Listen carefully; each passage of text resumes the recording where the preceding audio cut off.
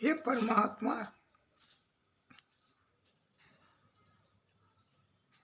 हे भागवत स्वरूप भगवान, हे प्रभु,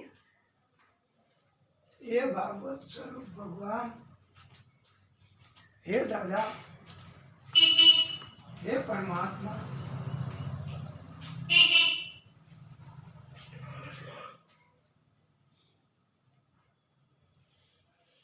हे नारायण प्रभु,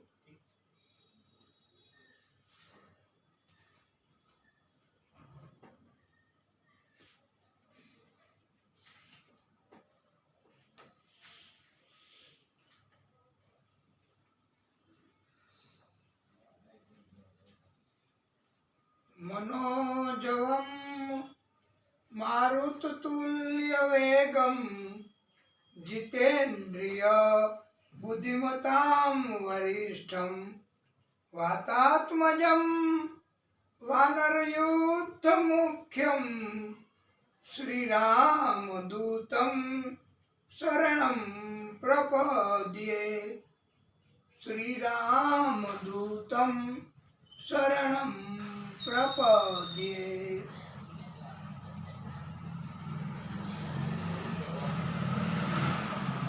मन जेवी स्फूर्ति, वायु जेवी गति वाला परम बुद्धिमान, इंद्रियों दमन निग्रह करनारा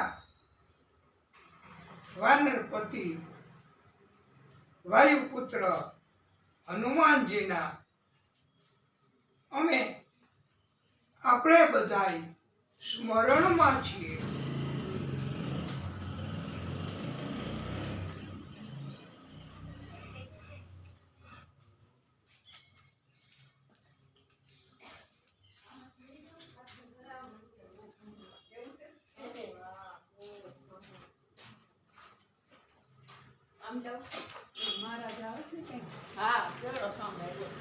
सीताराम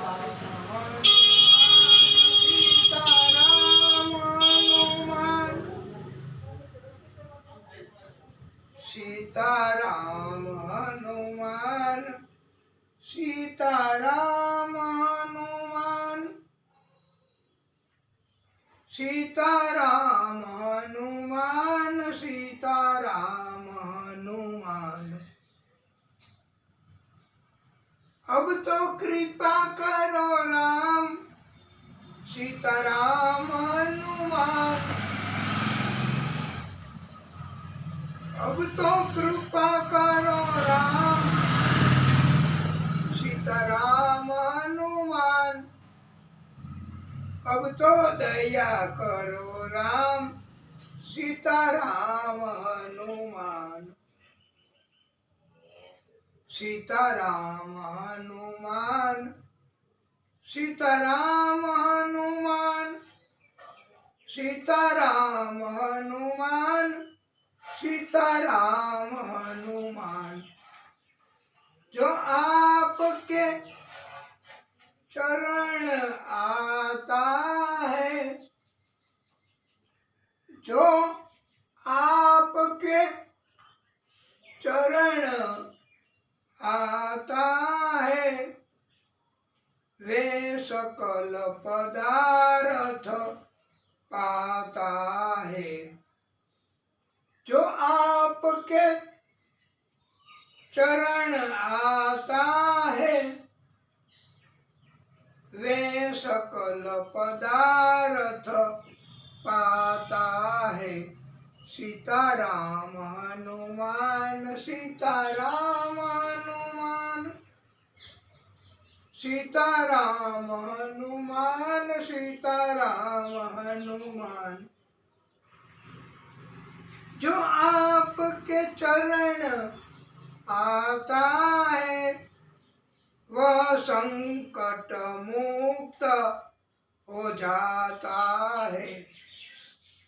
सीताराम हनुमान, सीताराम हनुमान, सीताराम हनुमान, सीताराम हनुमान।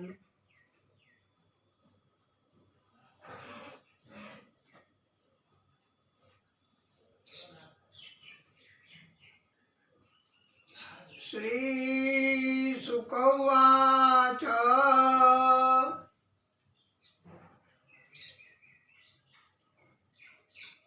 રુક્ષ્મણી મહારાણી અને ભગવાન કૃષ્ણ એમના વિવાહ સંપન્ન થયા. લગ્ન જીવન દરમિયાન અગાઉથી નિશ્ચિત હતું કામદેવ એનો જન્મ થયો છે.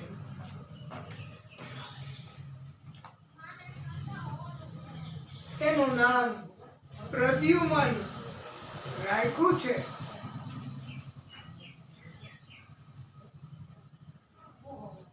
આ પ્રદ્યુમનનો જન્મ થયો ત્યારે પણ આકાશવાણી થઈ હતી. જેવી રીતે કૃષ્ણ એના સમયમાં પણ આકાશવાણી થઈ હતી. કંસને સંભળાણી હતી કે તારો કાળ એ જન્મવાનો છે. આવી રીતે પ્રદ્યુમનનો જન્મ થયો. એ સમયે પણ આકાશવાણી થઈ અને સમરાસુર નામના દૈત્યને સંભળાણી છે કે આ કૃષ્ણ રુક્ષ્મણીનો પુત્ર પ્રદ્યુમન એ તારો કાળ થઈને આવ્યો છે. તે પ્રદ્યુમન તારું મૃત્યુ નિપજાવશે. આથી આ સમરાસુર બાળકને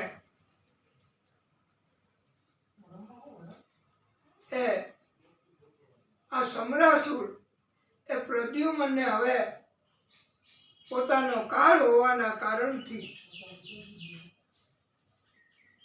એમને લઈ જવા માટે તક ગોતે છે. વેશ બદલીને પણ તક ગોતે છે. આ કૃષ્ણ એમના કબજામાંથી, રુક્ષ્મણી એમના કબજામાંથી આ નાનો બાળક પ્રદ્યુમન એને કેમ ઉપાડી જાઓ? પણ છતાંય એને સફળતા મળી છે. એ જ આ ભગવાનની લીલા છે બધી. જો ભગવાન પોતે અને માં રુક્ષ્મણી પોતે પોતાના નાના બાળક, પૈપાન કરનારા બાળકને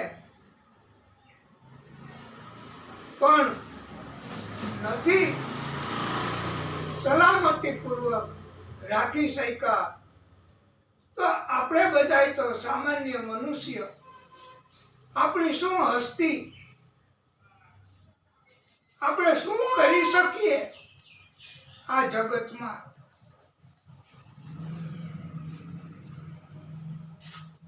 કેવી રીતે આપણે બચી શકીએ આ સ્વાર્થી માણસોથી?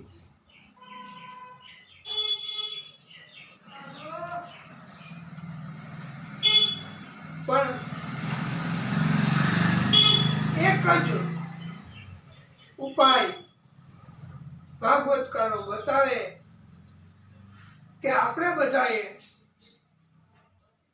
પ્રભુની ભક્તિ કરવાની,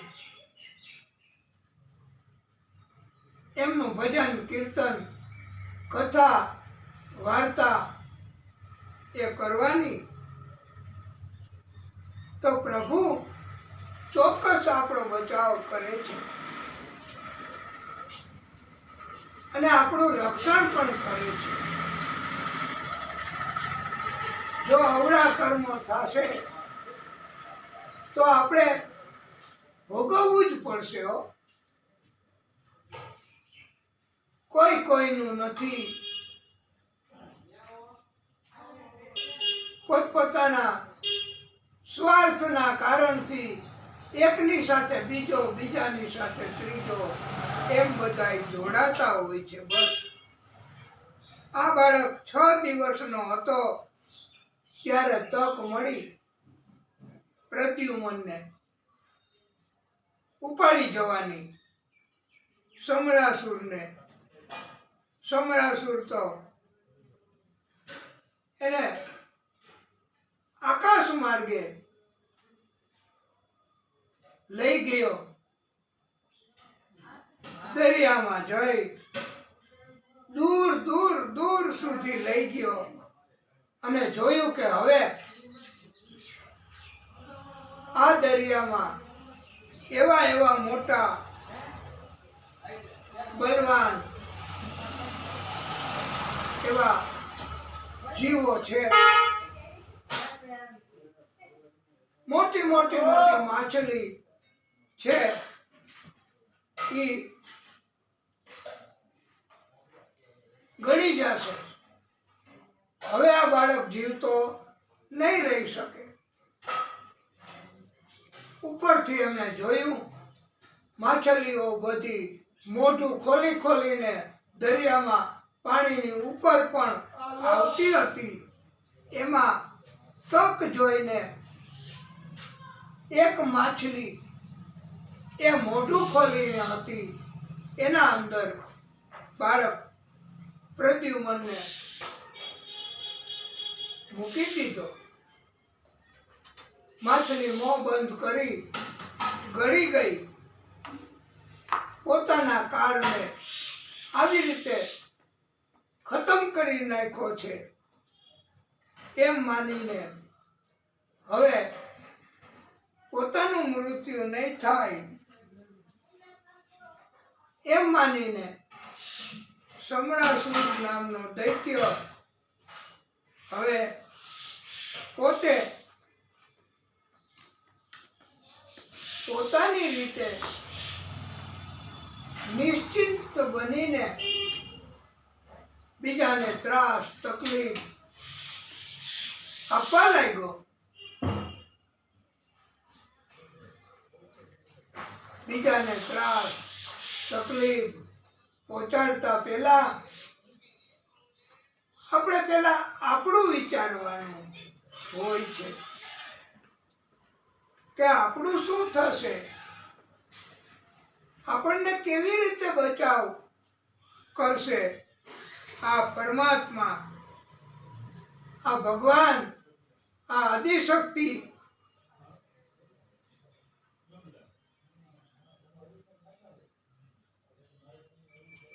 હવે ભગવાનની લીલા શરૂ થાય છે વાલા ભક્તો.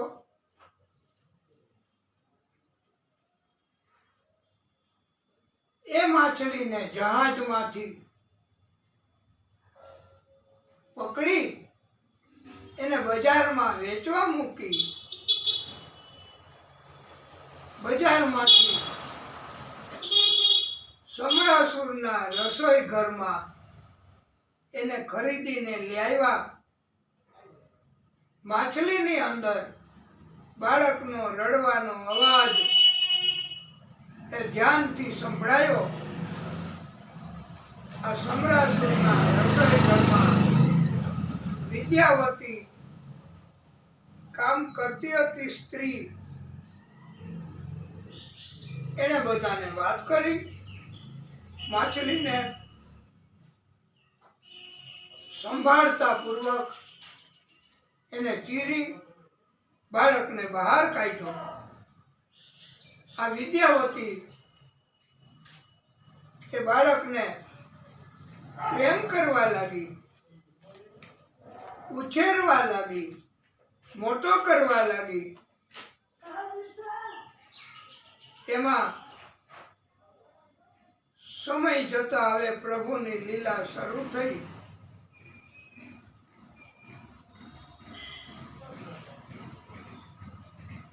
દેવર્ષિ નારદ પધાર્યા. નારાયણ નારાયણ નારાયણ વિદ્યાવતી, તું આને પુત્ર તરીકે પ્રેમ કરે છે, પણ એ તારો પતિ છે. આ પહેલાના જન્મમાં તું કામદેવ આ હતો, એની પત્ની તરીકે હતી.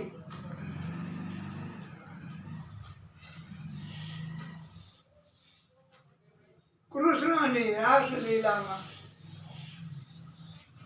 આ કામ હાર્યો એટલે એ પુત્ર તરીકે જન્મો છે.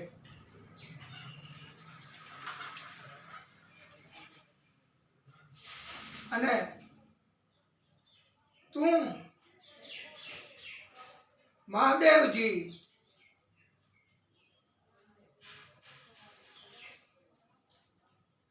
એમણે જ્યારે કામને માર્યો ત્યારે તે કહ્યું કે પ્રભુ, હવે અમારું મિલન ક્યારે થશે? ત્યારે મહાદેવજીએ તને સંભળાવ્યું કે સમરાસુરના રસોઈ ઘરમાં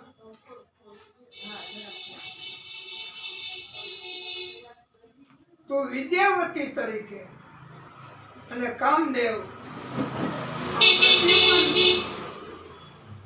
ના રૂપમાં અને તમે બે જણા અત્યારે અહીંયા મળ્યા છો. આ તારો પતિ છે પ્રદ્યુમન. સમરાસુર એને ઉપાડી ગયો હતો અને એને બજારમાં માછલી ગળી ગઈ, દરિયામાં ફેંકી દીધો, પછી બજારમાં વેચવા મૂકી, તમે લઈ આવ્યા, આવી બધી વાત કરી નારદજીએ. અને હવે પતિ તરીકે પ્રેમ કરવા લાગી.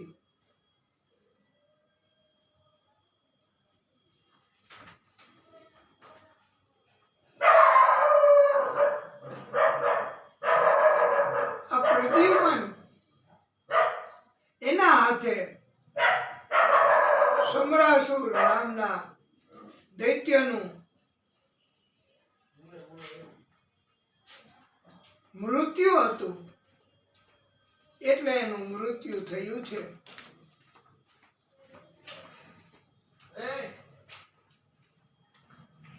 વિધિનું વિધાન એ નિશ્ચિત જ હોય છે. પોતપોતાના કર્મના આધારે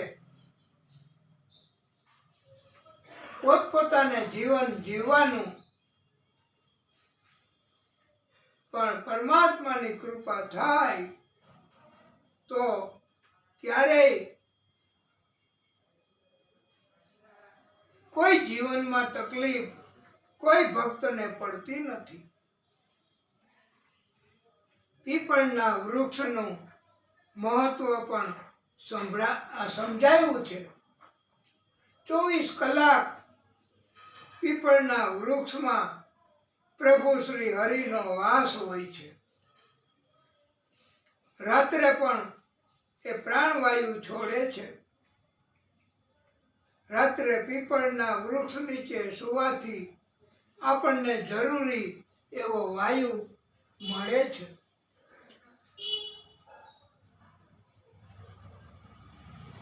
વાલા ભક્તો, આ સત્રાજીત નામનો યાદવ એને ભક્તિ એના ફળ સ્વરૂપે સૂર્ય ભગવાને કૃપા કરી અને સ્યમંતક મણિ, દિવ્ય મણિ ભેટ આપ્યો છે.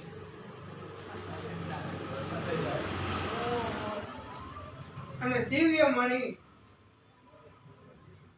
એ 24 કલાકમાં એમ કહેવાય છે કે 8 ભાર સોનું એટલે 160 તોલા સોનું આપતો તો. આ મણી જ્યાં જ્યાં હોય ત્યાં કોઈ જીવલેણ રોગ નથી લાગુ પડતા, કોઈ કષ્ટ તકલીફ નથી થતા. આ મણી જ્યાં હોય ત્યાં માયા પણ પ્રભુની એ વિપરીત અસર નથી કરતી. આ સ્યમંતક મણી એકવાર કૃષ્ણએ કહ્યું કે એને રાજ્યના ખજાનામાં મૂકી દો તો સલામત રહેશે, પણ એમણે ના પાડી છે.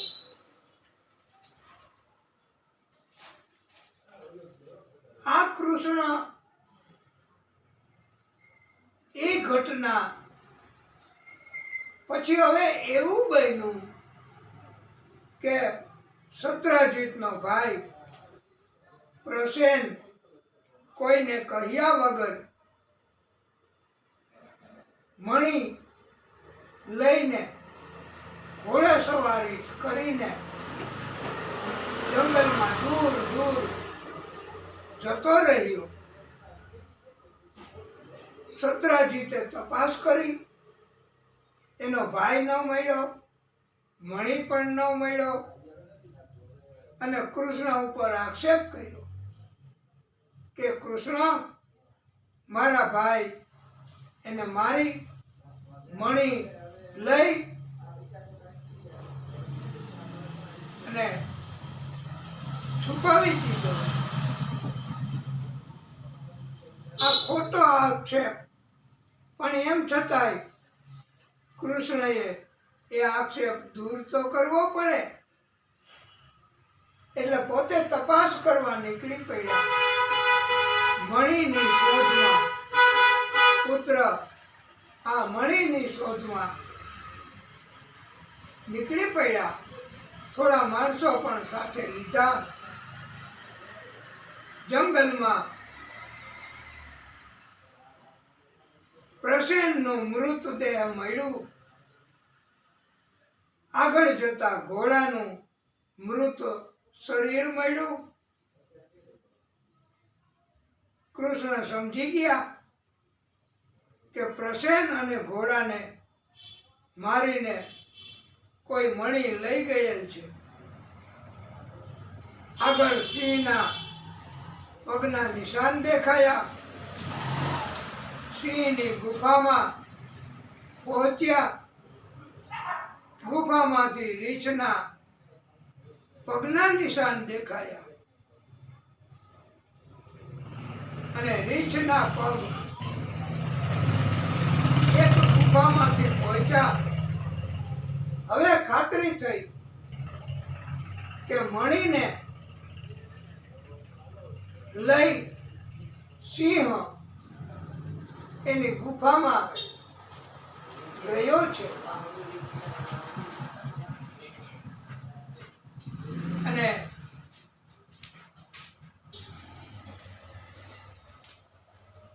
સિંહે મણી માટે પ્રસેન અને ઘોડાને પણ મારી નાખ્યો છે. અને સિંહની ગુફામાંથી રીંછ મણી લઈને હવે પોતાની ગુફા એમાં ગયો હોય. ચોક્કસ હવે આ ગુફામાં જવાથી મળશે મણી એમ માનીને કૃષ્ણ એ ગુફામાં ગયા. બધાએ ના પાડી કે જોખમ થશે. કૃષ્ણ પણ એમના માટે ફરજિયાત હતું. એટલે હવે રીંછ રીછની ગુફામાં ગયા.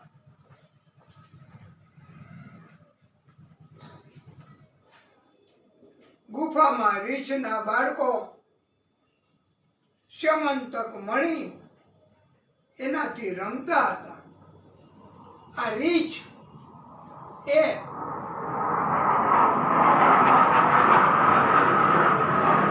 જાંબુવાન પોતે રામ અવતારમાં હતા. એ જાંબુવાન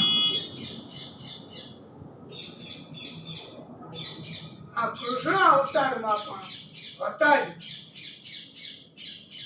રામ અવતારમાં એમની યુદ્ધ કરવાની બહુ ઈચ્છા હતી, પણ કોઈ એની સાથે યુદ્ધ કરી ન શકતા. બધાને બીક લાગતી એટલે યુદ્ધ કોઈ ન કરતા. પણ રામજીને એકવાર કહ્યું કે તમે મારી સાથે યુદ્ધ કરો. ત્યારે આ જાંબુવાન એને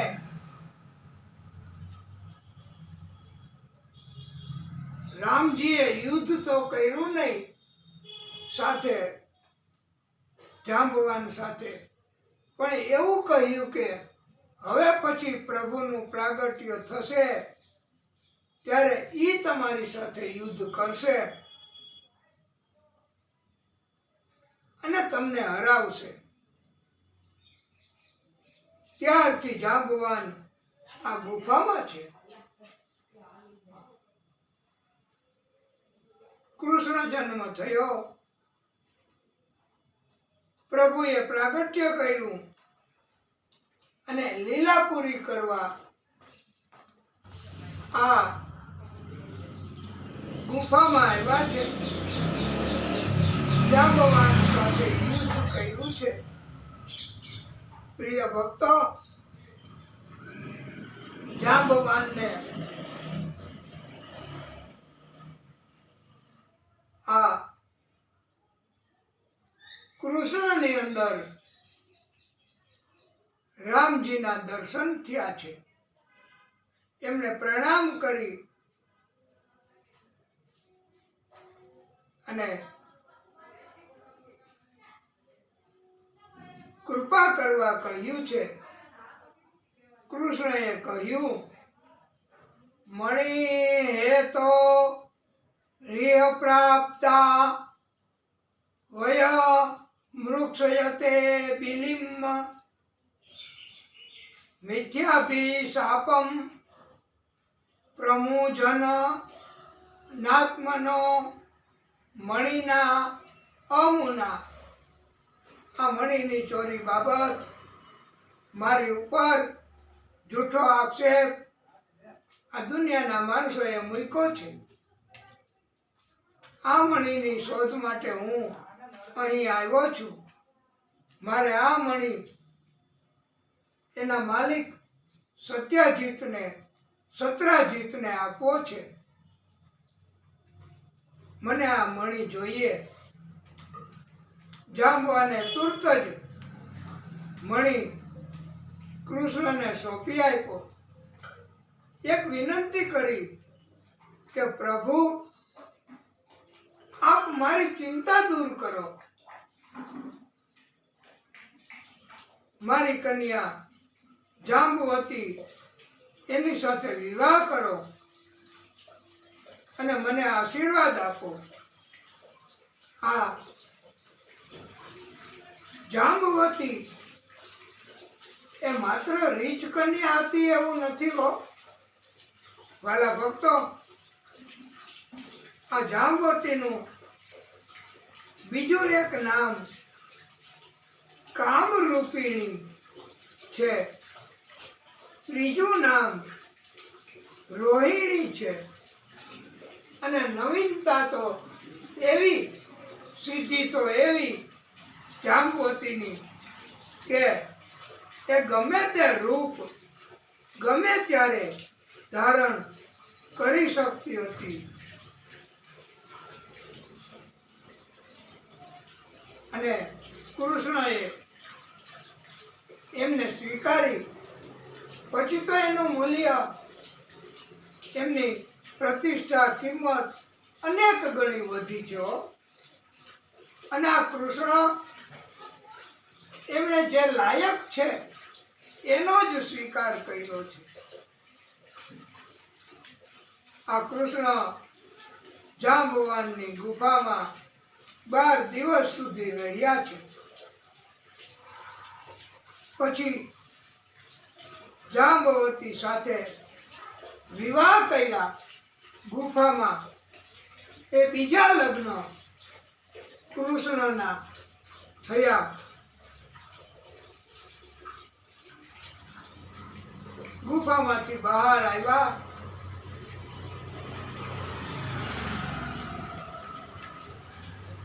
મણી લઈને સાથે જાંબવતીને પણ પરણીને લાવ્યા.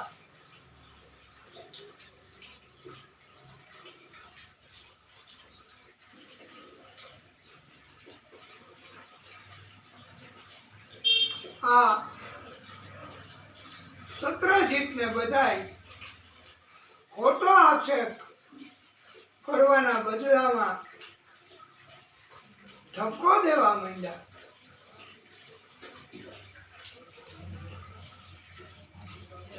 મણી સત્રજીતને આપી દીધો અને જાહેર હિતમાં સોનું એ વાપરવા લાગ્યું. સાથે સાથે સત્રજીતે પ્રાયશ્ચિત કર્મ કરવા એમની દીકરી સત્યભામા એ પણ કૃષ્ણની સાથે પરણાવી. આ ત્રીજા લગ્ન કૃષ્ણના થયા છે. આ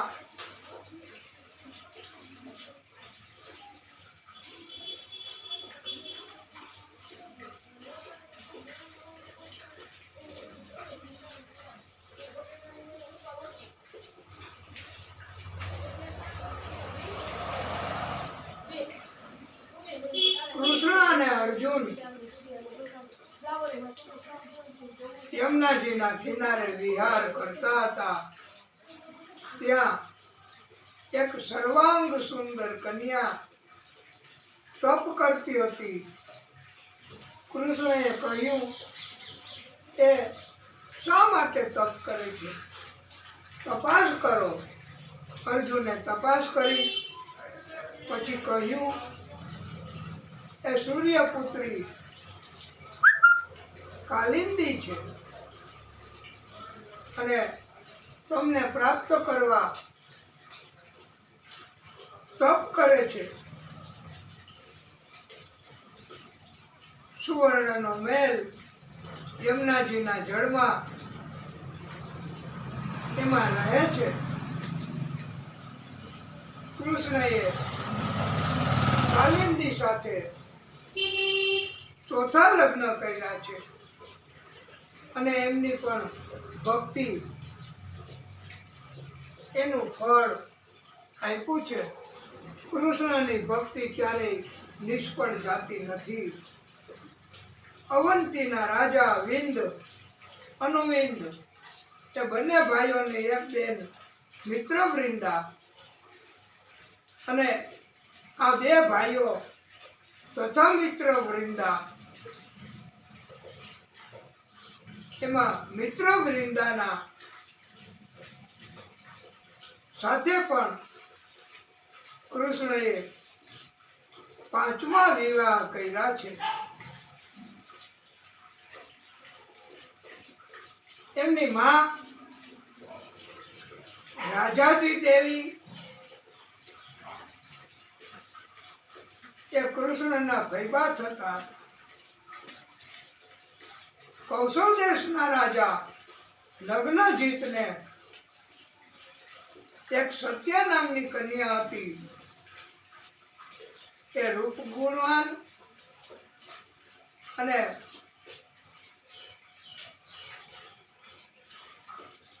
એક સ્વયંવર સત્યના લગ્ન માટે રાખ્યો હતો. એમાં શરત એવી હતી કે 7 સાંઢ તીક્ષ્ણ શિંગડાવાળા હતા. એકી સાથે એને કોઈ કંટ્રોલ કરે, લગામ બાંધે, નાથે,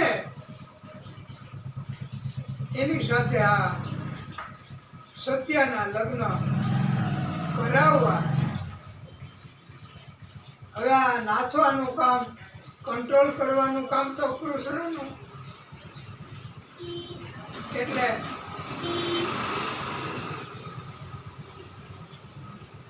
સ્વયંવરમાં કૃષ્ણએ 7 સાંજ નાખ્યા છે, કંટ્રોલ કર્યો છે. સત્યનું લગ્ન કૃષ્ણની સાથે થયું.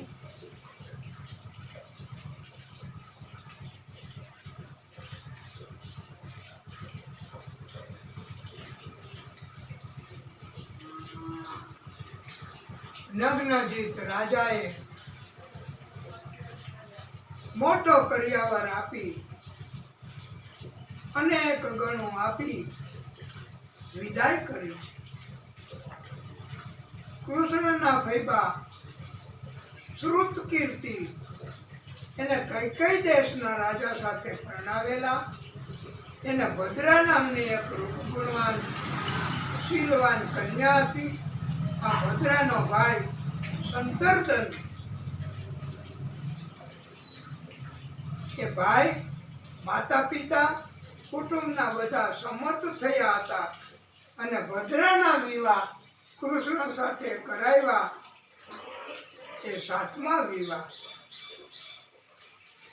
મધ્યપ્રદેશના રાજા એની એક કન્યા લક્ષ્મણા એ પણ કૃષ્ણને મનથી વરી ચૂકી હતી. કૃષ્ણ સાથે પરણવા માંગતી હતી. લક્ષ્મણા સાથે કૃષ્ણએ 8મા વિવાહ કર્યા છે. આ લક્ષ્મણાનું બીજું નામ ચારુહાસિની હતું. જેનું હાસ્ય અતિ સુંદર હોય એને ચારુહાસિની કહેવાય છે.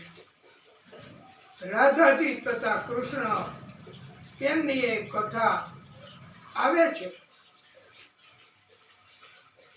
એ ભાગવતમાં નથી આવતી, પણ બ્રહ્માજીએ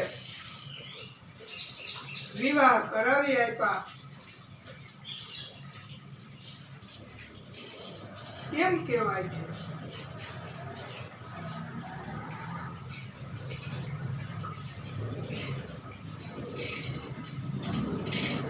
અને એક કીર્તનમાં પણ આવે છે. એ પણ આપણે આ તબક્કે કહીશું તો આનંદ થશે. તો આપણે બધા કીર્તન પણ કરીએ. એ દિવ્ય કીર્તનમાં આવે છે. રાધાજીના દાદાજીએ ઝાંઝરિયું ગણાયું. રાધાજીના દાદાજીએ ઝાંઝરિયું ગણાયું. માતાજીએ હરખે પહેરાયું રે. રાધાજીનું ઝાંઝરિયું, રાધાજીનું ઝાંઝરિયું. 4-5 સૈયદ ભેળા થઈને ચાલો રાધા પાણી રે. ચાલો રાધા પાણી રે. સોના ઈંધોણીને રૂપલાનું બેડું. સોના ઈંધોણીને રૂપલાનું બેડું. રાધા પાણી ચાલ્યા રે. વાંકા વળીને રાધા ગળુલો રે ભરતા. ઝાંઝર જળમાં ડૂબ્યું રે, ઝાંઝર જળમાં ડૂબ્યું રે, ધ્રુસકે ને ધ્રુસકે રાધાજી રૂવે છે, સૈયરો છાના રાખે રે, ઉભલા રે ઉભલા રાધાજી રૂવે છે, સખીઓ છાના રાખે રે,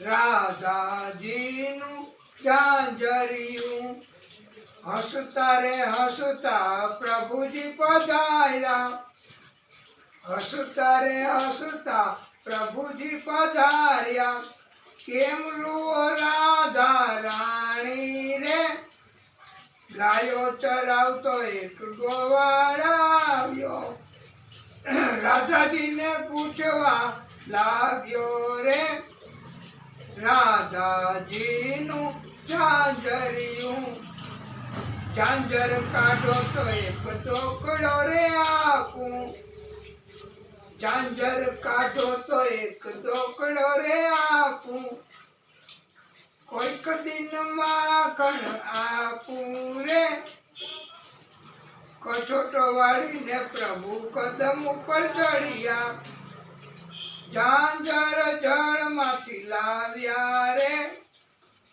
રાધાજીનું ઝાંઝરિયું, કછોટો વાળીને પ્રભુ જળમાં રે કૂદ્યા, ખબકે ઝાંઝર કાઢ્યું રે, રાધાજીનું ઝાંઝરિયું, દોકડો ન આપ્યો એને માખણ ન આપ્યું, દોકડો ન આપ્યો એને માખણ ન આપ્યું, રાધાજીએ અંગોઠો બતાવ્યો રે,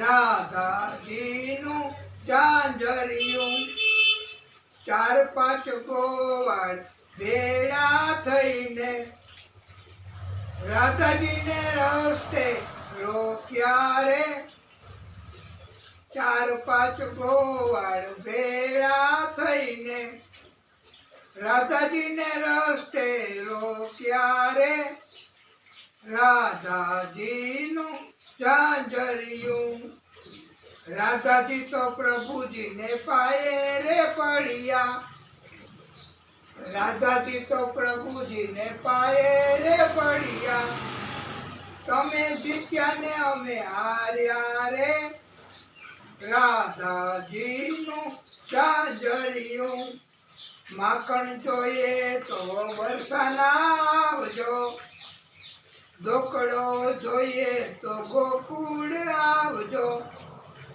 પ્રભુજી તો મંદિર જઈને ઉભા રે, પ્રભુજી તો મંદિર જઈને ઉભા રે, દોકડો આપ્યો ને માખણ આપ્યું, ઉપરથી રાધાજીને પરણાવ્યા રે, રાધાજીનું ઝાંઝરિયું, આ કીર્તનમાં આવે છે કે રાધાજીને પરણાવ્યા છે,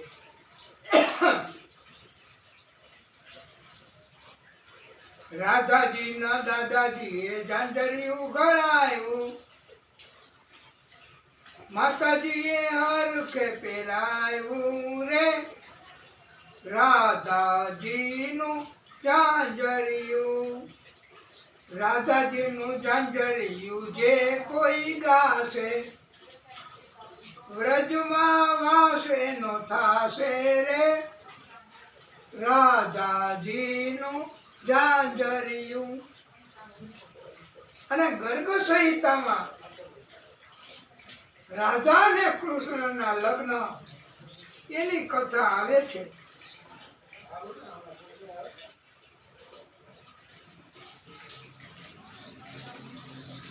અને હવે કેટલી થઈ, કેટલા લગ્ન થયા પ્રભુના? 9. હા, અને કુબ્જા પણ એને એક રાતનું પત્ની તરીકેનું સુખ આપ્યું હતું, પત્ની તરીકે સ્વીકારી હતી. તો હવે કેટલી થઈ? અડધી તો કહેવાય પત્ની. તો 9.5 પત્ની આ પ્રભુની. અને પ્રાગજ્યોતિષપુર નામની એક નગરી, ભૌમાસુર ઉર્ફે નરકાસુર એ મોટો અસુર હતો. એ કન્યાને ઉપાડી જતો. સુંદર એવી કન્યાઓ એમને લગ્ન કરવા કહેતો, ન માને તો એને કેદમાં પૂરી દેતો. આવી રીતે 16,100 ભૌમાસુર ઉર્ફે નરકાસુર એના કેદમાં કન્યાઓ હતી. વિધિનું વિધાન અને ભૌમાસુરનો ત્રાસ વૈધો બધાએ વિનંતી કરી કે પ્રભુ કાંઈક રસ્તો કરો. ત્યારે પ્રભુએ કહ્યું છે કે હું હવે એમનો વધ કરીશ. એમને એવું વરદાન હતું કે આદિશક્તિ પ્રાગટ્ય કરે, એ પોતાની પત્નીને સાથે લઈ યુદ્ધ કરવા આવે તો આ ભૌમાસુર એનું મૃત્યુ થાય. કૃષ્ણ સત્યભામાને યુદ્ધની વિદ્યાઓ શીખવતા હતા, તીર ચલાવવાનું શીખવતા હતા. એમને આવો શોખ પણ હતો. એટલે આ કૃષ્ણ સત્યભામાને સાથે લઈને યુદ્ધ કરવા ગયા અને ભૌમાસુરનું મૃત્યુ નિપજાયું છે.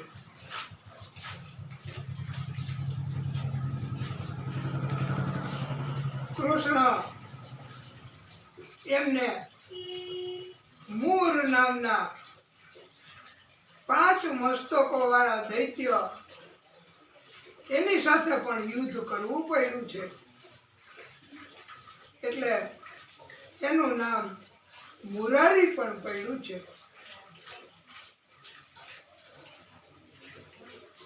એમના 7 દીકરાઓ પણ મોટી સેના લઈને આવ્યા, એને મારી નાખ્યા છે. નરકાસુર, ભૌમાસુર એમણે બધા પાસેથી જે વસ્તુઓ લઈ લીધેલી એ બધી કૃષ્ણ પાછી આપી આવ્યા છે, જેની હતી એને. અને નગરી એનો રાજા, પ્રાગજ્યોતિષપુરની નગરીનો રાજા, એના દીકરા ભગદત્ત એને બનાવ્યો છે. 16,100 કન્યાઓ એને આઝાદ કરી છે. જ્યાં જવું હોય ત્યાં જવા કહ્યું છે. પણ રાજકુમારીઓએ કહ્યું કે હવે અમને સમાજના માણસો નહીં સ્વીકારે. આટલા સમય સુધી અમે આ દૈત્યના કેદમાં રહ્યા, લોકો અમારો દુરુપયોગ કરશે, કષ્ટ આપશે, અમને સમાજમાં માન સન્માન નહીં આપે, અમને પાછી કેદમાં મોકલી દે. ત્યારે કૃષ્ણએ કહ્યું કે આપની ઈચ્છા જણાવો. ત્યારે બધી 16,100 રાજકુમારીઓએ કહ્યું કે આપની સાથે અમને જોડી આપો, અમારી ઈચ્છા છે આપની સાથે પરણવાની. 16,100 મંડપ રચી 16,100 સ્વરૂપ એકી સાથે ધારણ કરી કૃષ્ણએ આ 16,100 કન્યાઓની સાથે પણ લગ્ન કર્યા છે. આ કૃષ્ણના આટલા બધા લગ્ન એ પણ એક દિવ્ય લીલા છે હો. પ્રભુ શ્રી હરિ એમને 3 પત્નીઓ, શ્રીદેવી, લીલાદેવી, ભૂદેવી.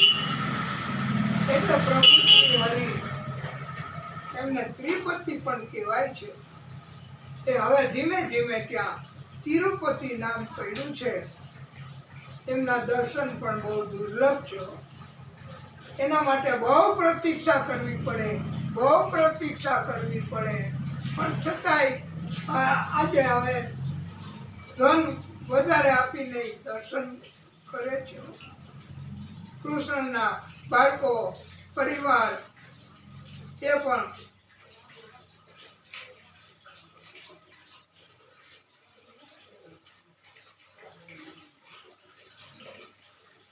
કૃષ્ણને 10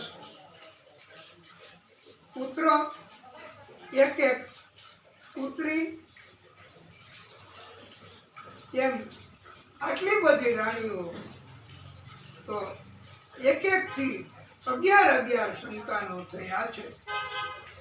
કૃષ્ણનો પરિવાર આવી રીતે. અને વાલા ભક્તો,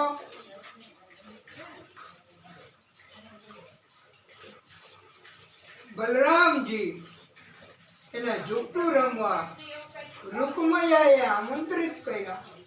પહેલાના વખતમાં એવું હતું કે રાજાઓ આમંત્રિત કરે તો જુટ્ટું રમવા જાતા.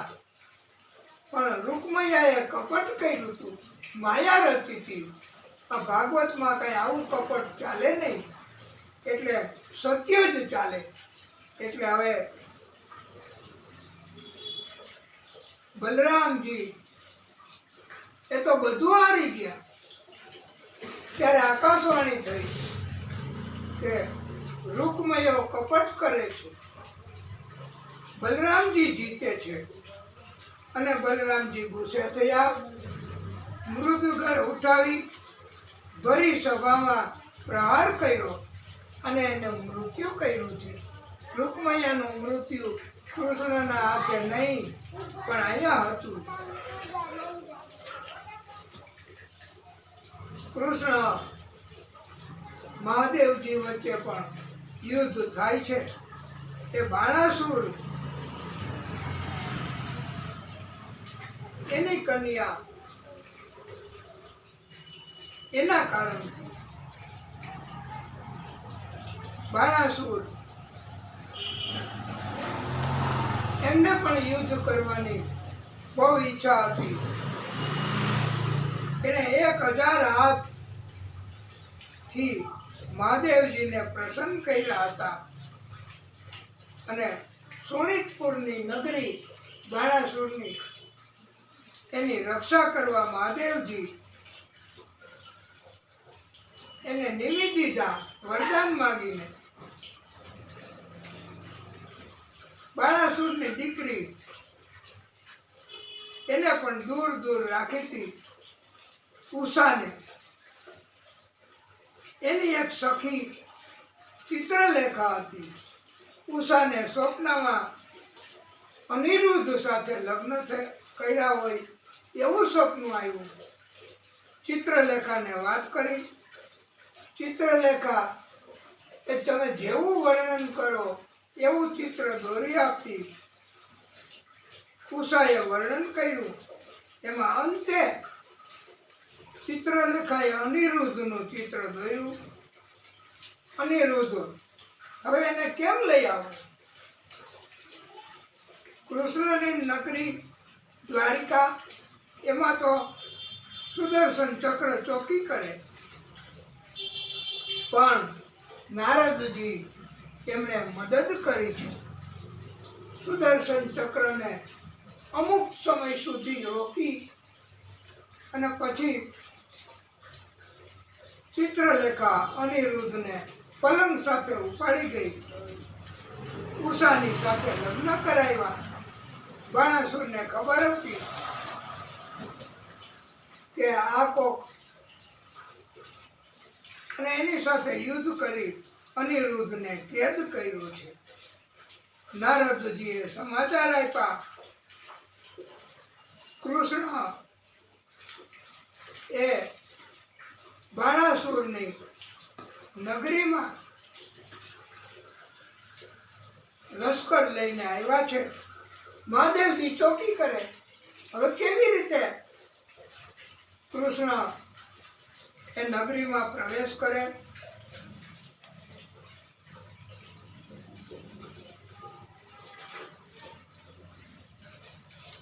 ત્યારે કૃષ્ણએ ઝુંભળાસ્ત્ર એનો ઉપયોગ કર્યો છે અને પછી નગરીમાં પ્રવેશ કરી બાણાસુરને હરાવ્યો છે. બાણાસુરની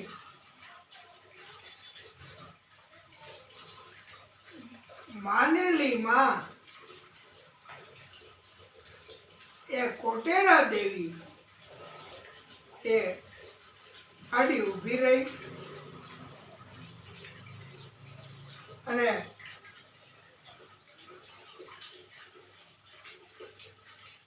કૃષ્ણ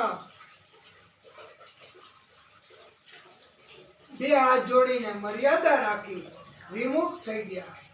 બાણાસુર નાસી ગઈ. પછી તો કૃષ્ણએ કહ્યું કે મેં એમના પૂર્વજને વચન આપ્યું છે, હું એમને નહીં માનું, એનો વધ નહીં કરું. બાણાસુરને જીવતદાન આપ્યું. બાણાસુર એમણે પોતે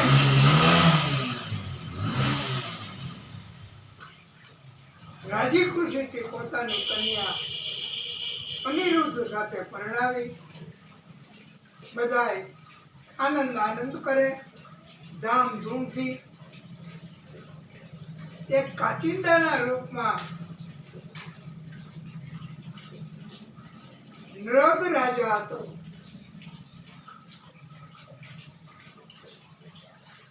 એમને કૃષ્ણનો સ્પર્શ થયો. એ કાચિંદામાંથી દિવ્ય પુરુષ બની ગયો. એને મુક્તિ મળી. એમણે કૃષ્ણને કથા સંભળાવી છે કે હું અગાઉના જન્મમાં નૃગ નામનો રાજા હતો, ગાયોના દાન કરતો હતો. મેં ભૂલમાં બીજી એક ખાનગી માલિકની ગાય મારી સાથે આવી ગઈ હતી. મેં એને ભૂલથી દાન કરી દીધું. માલિકે મારી પાસે ગાયની માગણી કરી. મેં એને દાન આપનારને કહ્યું કે તું મને આ ગાય આપી દે, પણ ન આપી. બે ભૂદેવો માન્યા નહીં. મારાથી આવો અપરાધ થયો અને એટલે મને પહેલા પુણ્ય કે પાપ શું ભોગવવું છે? મેં કીધું આટલું પાપ થયું છે એ પહેલા ભોગવી લઉં. એટલે મને કાચિંદાનો અવતાર આવ્યો છે અને મેં આ આપની કૃપા થઈ. મારે એક પાપ કર્મની સજા પૂરી થઈ. હવે મને આપના સ્પર્શથી વિમાન તેડવા આવ્યું છે. મને પ્રભુએ સ્વીકાર કરી લીધો છે.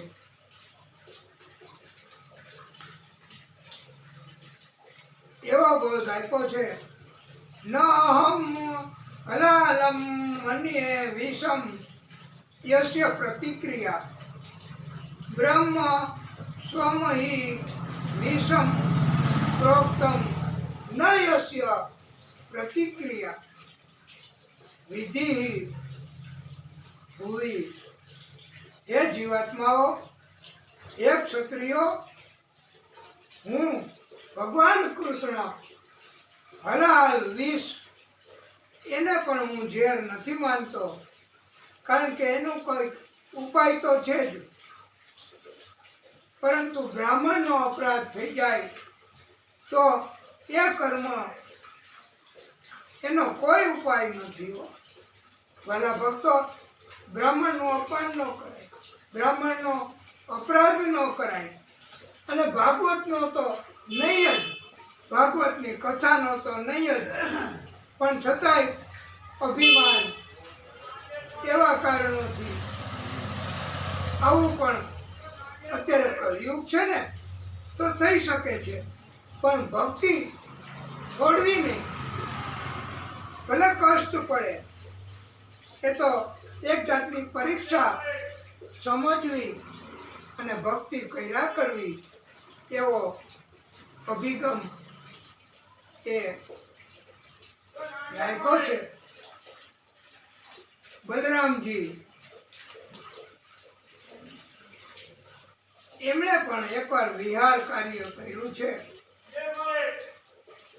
યમુનાજીને આમંત્રિત કર્યા હતા. યમુનાજી આવ્યા નહીં એટલે હળથી એને વચ્ચેનો એનો પ્રવાહ જતો હોય એમાંથી એને આ કેનાલ જેવું કરીને પોતાની પાસે બલરામજીએ બળથી લીધા છે અને ત્યારથી જ કેનાલની શરૂઆત થઈ હોય એવું લાગ્યું છે. કોંડરક રાજાની કથા એ પણ કૃષ્ણનો ડુપ્લિકેટ. એમને પણ કૃષ્ણને ધમકી ભર્યો પત્ર આપ્યો છે. હવે કૃષ્ણએ જન્મ લીધો તોય પ્રિય ભક્તો એને ધમકી આપે એવા માણસો એ વખતે હતા. તો અત્યારે તો કળિયુગ છે. અત્યારે તો બ્રાહ્મણને ભક્તને હેરાન કરે, કોઈને કોઈ રીતે વિરોધ કરે, તો એમાં કઈ નવીન નથી વાલા ભક્તો. પણ કૃષ્ણ એમણે પહેલા તો સમજાવ્યો છે કોંડરકને, પણ એ યુદ્ધ કરવા તૈયાર થઈ ગયા. ત્યારે કૃષ્ણ એમણે સુદર્શન ચક્રથી આ કોંડરક એમનો વધ કર્યો છે.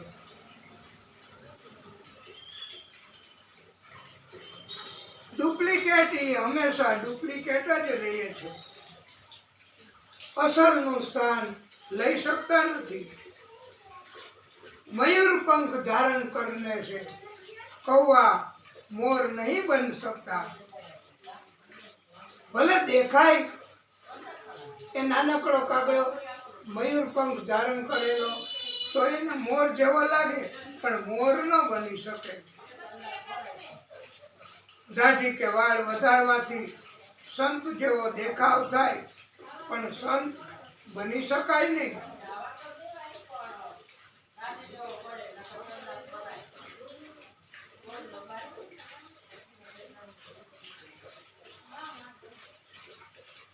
બલરામજીએ દ્વિવદ નામનો વાનર એમને પણ વધ કર્યો છે.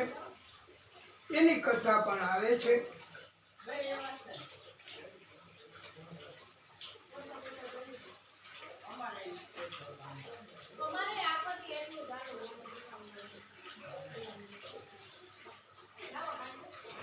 બદલા લેવાની ભાવના, અપમાન કરવાની ભાવનાથી કોઈ પણ કર્મ થાય તો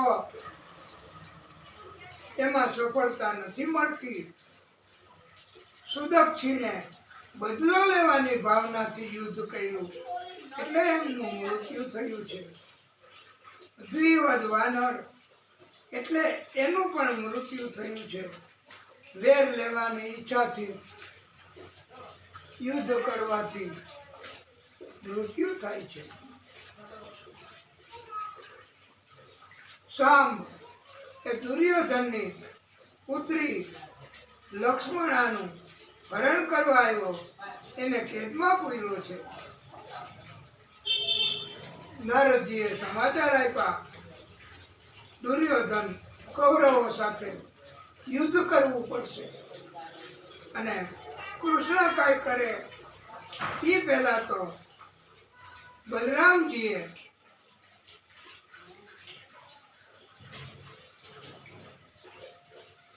યુદ્ધ કરી હળની અણીથી આખી હસ્તિનાપુર નગરી એને ઉખેડી નાખી, ગંગામાં તણાવા લાગી, બધાને મૃત્યુ દેખાણું. હવે અને પછી માફી માંગી બલરામજીએ સ્થિર કરી છે. ચમત્કાર વગર નમસ્કાર નથી મળતા.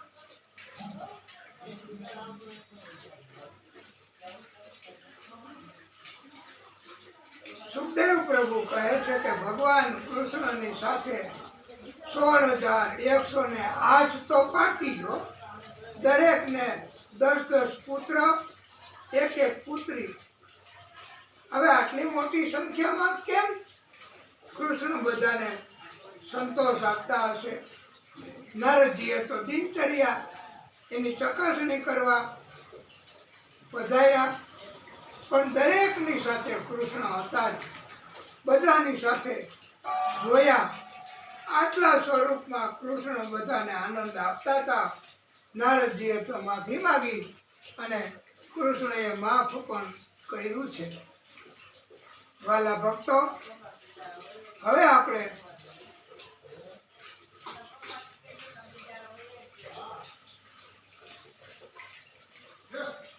કથાને વિરામ આપશું, પછી આગળની કથા કરીશું. બોલીએ ભાગવત સ્વરૂપ ભગવાન કી જય.